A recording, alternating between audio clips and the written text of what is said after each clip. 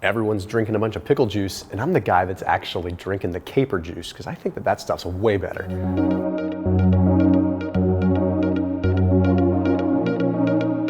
Personally, I think that capers are a superfood, and I think that people don't want to go down that rabbit hole because they think superfoods have to be these delicious, bright, vibrant berries, beautiful things that are going to do magical things inside your body, not a round little salty ball swimming in a brine, right? That just doesn't sound that exciting or super sexy. But capers do pack a powerful punch. Now, I'm going to start with the obvious piece, okay? If you are someone that is working out, the sodium is going to probably be good for you. So I'm going to go out on a limb and say, yes, I think that that is going to be beneficial. However, full disclaimer, if you're hypertensive, yes, there's a lot of sodium in capers. But another thing is the capers by themselves, they have a little bit of a pungent taste. So when you bite into a caper, just because it tastes super salty, if you really pay attention, it's not just the salt. There's like a tangy kind of bitterness to it. So it sort of enhances or sort of exacerbates that salty taste that makes you feel like they're even more salty. But if you look at the actual ingredients and you look at the nutrition facts, yeah, there's a lot of salt, don't get me wrong, but really not a whole lot more than like a pickle or anything like that. They just taste like they have a more powerful punch. But let's talk about what really makes them unique, and that is something called quercetin, okay? Capers are the most bioavailable source of a very powerful flavonoid called quercetin. Now, quercetin, when you start looking at the research, it really comes into play for people that are working out. Doesn't mean that it doesn't have potential benefits for people that are not working out, but the more observational research, like the research that's done in humans where we can see a potential outcome, shows that it's people that are stressing their bodies with a little bit of exercise. So let's go ahead and break that down as to how this works and why you may want to add some capers. I'll also give you some other food sources of quercetin in case you don't want to just devour little briny salt balls. If you want to save 25% off your groceries, check out Thrive Market. They're an online membership-based grocery store, and that link down below is for a 25% off discount link off your entire first grocery order. Plus, you get a free gift when you use that link. So what Thrive Market is an online membership-based grocery store. So if you use that link, it'll take you to literally like an online grocery store where you can sort by different diet types. So maybe you're doing keto, or maybe you're doing vegan, or maybe you're trying paleo or autoimmune paleo or something. You're just doing something different, and you need to know the kinds of foods that are in a different category, right? It makes it so unbelievably easy. Everything is in one place, one-stop shop. It has revolutionized how my family shops because I have small kids. It is kind of cumbersome to go to the grocery store with them all the time. And when I can just get my pantry staples or even some of my perishable items from Thrive Market, it really does make it easy. Plus, they're constantly evolving in terms of the new foods that they have. So they're really on the cutting edge. Like their R&D teams that are really looking at the good foods, the foods that people want to eat in the better for you category, is unreal. So that link is down below in the description. It'll save you 25% off your first order plus a free gift. But you gotta use that special link in the description. Okay, so quercetin is known for racing through the body and potentially scavenging free radicals. However, most of that research is done in vitro. We're gonna talk about the observational stuff here in just a second. But just to give you context, okay, quercetin is what we're after here, right?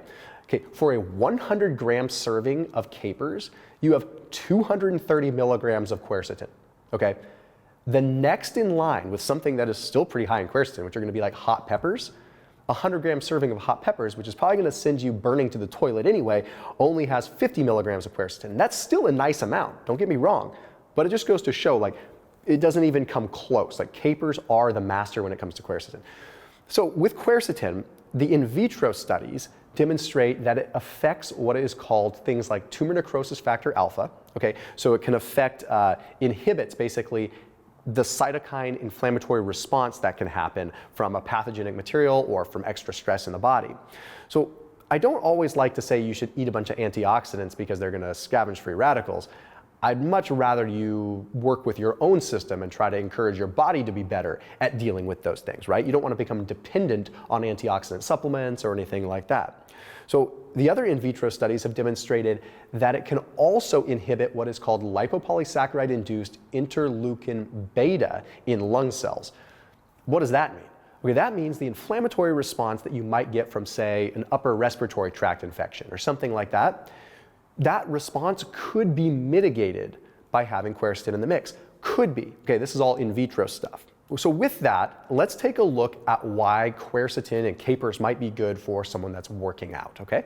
There was a study that was published in the journal Medicine and Science and Sports and Exercise, and it gave subjects 1,000 milligrams of quercetin a day, so a pretty hefty amount. Okay, and in this particular case, they were looking at trained athletes, people that were working out, and they saw, well, interesting, there was no actual change in their innate immune system. Like, they didn't have any change in the upregulation of anything or downregulation of any inflammatory cytokines when they actually looked at their biomarkers, but they actually noticed a pretty significant decrease in the instance of upper respiratory tract infections. In this case, the placebo group, 9 out of 20 people developed upper respiratory tract infections throughout the duration of the study. In the quercetin group, only 1 out of 20 did. Okay, so what is going on here? Again, when we look at the in vitro stuff, we could speculate that it has to do with the mitigation or the reduction in inflammatory enzymes like cyclooxygenase, lipooxygenase. What that really means is it's scavenging free radicals and making it so potentially the inflammatory response can just do its job better and not maybe overreact.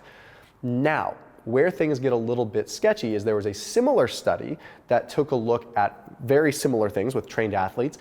In this case, ultra runners that were doing the Western States, which is a big ultra endurance race.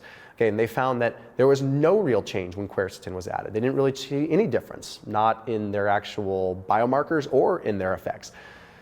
Now, why does one study show such a dramatic improvement with quercetin and one study does not? Well, it could be the fact that there are genetic polymorphisms at play, meaning from a bio-individual level, different people are going to respond to different things. You see, what's interesting is we're seeing that quercetin might affect gene expression on different levels, meaning one of the ways that it's potentially working within our body is by allowing the expression of certain genes that maybe upregulate processes in the body that have to do with, well, inflammatory response, inflammation reduction, and all this. If we have genetic polymorphisms, which sounds like a terrible thing, it's really just kind of the differences between people's genes and how some have kind of morphed genes that are different, yada, yada. Well, that could play a role in how quercetin actually affects us. So it's really, really hard to look at the data. There was another study that was published in the journal Pharmacology Research that I really liked because this one kind of broke it down into like athletes versus non-athletes. They took a look at 500 milligrams of quercetin to 1,000 milligrams of quercetin for 12 weeks, okay? And in this, they noticed that most people didn't have much of a change, much of a response with quercetin. There was no real change in the instance of upper respiratory tract infections. But when they looked at a subgroup of these people, they found that this subgroup was people that were 40 years old or older and also considered themselves to be fit. Okay, the reason that that is important is because if they consider themselves fit, they're probably working out quite a bit.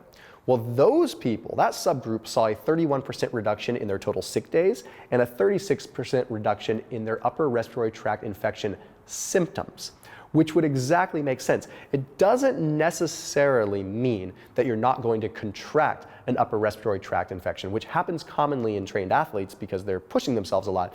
So it doesn't necessarily mean that it's going to stop that. But by potentially inhibiting the cyclooxygenase activity or the lipooxygenase activity, maybe you are inhibiting some of that inflammatory response from going overboard, which would explain the 36% potential reduction in URTI symptoms. Okay, so this is where things get really interesting. Does a normal person get a benefit from eating capers? I think a normal person could get a benefit from eating capers when it comes down to just what it does for the body as far as antioxidant activity and upregulating antioxidant processes within the body. But I think that the people are really going to get a benefit are people that are under stress or stressing their bodies a little bit more, specifically stressing themselves aerobically, okay? Because remember when I talked about that in vitro study where it found that it seemed to inhibit what is called that lipopolysaccharide-induced interleukin-8 in lung cells? Okay, well, that's the kind of inflammatory response that might happen in someone that is really pushing themselves aerobically and develops an upper respiratory tract infection. So very fascinating stuff there. We're seeing a lot of people talk about quercetin right now just because it's been a little bit popularized by the state of the world right now and the current events. But I will say that I think if you are trying to get the most benefit out of it, you're better off going in a bioavailable form, like capers. Now, I've talked about this in another video, but other sources if you don't want to eat capers. We obviously talked about the red peppers. Okay, red onion is another very good source of quercetin. Another really good source is going to be shallots. Okay, so all these things, if you cook with them, it can activate it a little bit more, but don't cook it too hot. And also asparagus. But asparagus is interesting because asparagus needs to be heated to really activate the quercetin more as well. Okay. Now, additionally, elderberry. Okay, straight up elderberry extract, but better yet, elderberry tea, where you can get the full spectrum effects of the elderberry. And then other berries as well, strawberries, raspberries. But the amount that you would have to consume to really get a potential effect with quercetin is pretty bleak. So really leaning into the red onion, the peppers, the shallots, and the capers. Okay, making dishes that have those in them can really get you a lot of the way there. Now, there's not research to back this up yet, but I'm always a fan of going with a bioavailable form. So by consuming it in a form that also comes with the fiber, also comes with the sodium, also comes with the supporting flavonoids and nutrients that are there, I think that you really are doing yourself a better service. Now, one other thing that's kind of interesting, if you were to add capers alongside carbohydrates, there's some preliminary evidence in mice that quercetin, along with, of course, the fiber that's going to be in capers, okay, quercetin can have an effect on what is called alpha glucosidase activity, meaning that carbohydrates may not absorb as fast if quercetin is in the mix. It is an alpha glucosidase inhibitor. Alpha glucosidase is an enzyme that helps break down carbohydrates into their reduced form into eventually a monosaccharide that can get absorbed. What this means is when you eat carbs, they break down, they go through multiple different stages of breakdown. And if you remove one of those stages of breakdown, then the starch molecules or the glucose, or it stays bigger, so it can't absorb properly. Okay, so if you have this alpha glucosidase inhibitor, you potentially absorb less carbohydrates. Now, this was only observed in mice, but it hasn't really been looked at yet in humans. So it's just one other potential benefit. Plus, the fiber that is in capers could be pretty beneficial in slowing down or attenuating that glucose response as well. Okay, so when it comes down to the flavonoid effect, the antioxidant effect that we're getting there, it comes down to the sodium benefit, when it comes down to the overall effect in terms of glucose attenuation, I think we've got a winner when it comes to capers. So I'm gonna keep adding them to everything that I eat, and I'm gonna keep being the weirdo that drinks caper juice. I'll see you tomorrow.